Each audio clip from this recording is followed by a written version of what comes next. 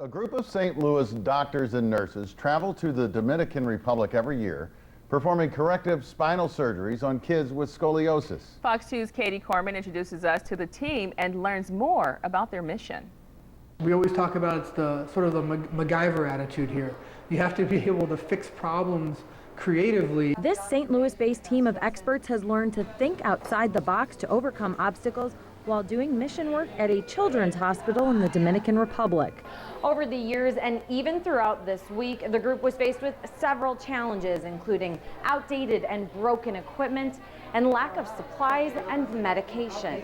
There's always a lack of resources. Since the group performs corrective spinal surgery in a developing nation, they travel with most of their supplies, packing extra suitcases full of expensive equipment. We cannot send it because if we mail it, it gets held up in customs. Still, they depend on the hospital in Santiago to provide most medications, and even the most basic painkillers are hard to come by. In the States, these kids get a little bit more time to recoup, so to speak, than they do down here. And unfortunately, their ICU is a lot smaller than any of our ICUs, so we kind of have to move the kids along a little bit quicker. Each day, the team takes inventory of its supplies. What do they have? What do they need? And what can they realistically get? Every year we barely make it, but we make it.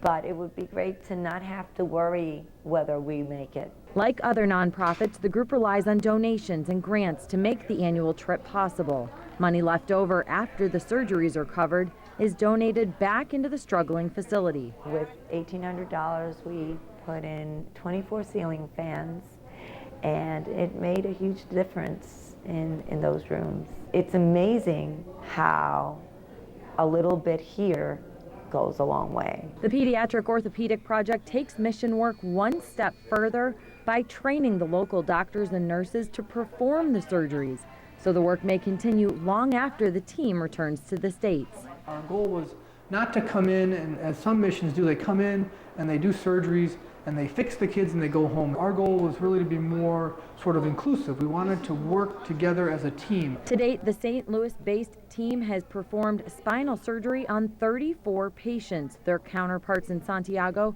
have completed another 60.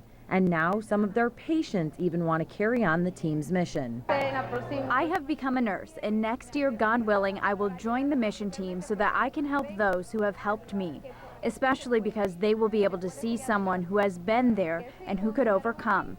In the same way that I was helped, I'll be able to extend a helping hand to them. That is the delight of what we do.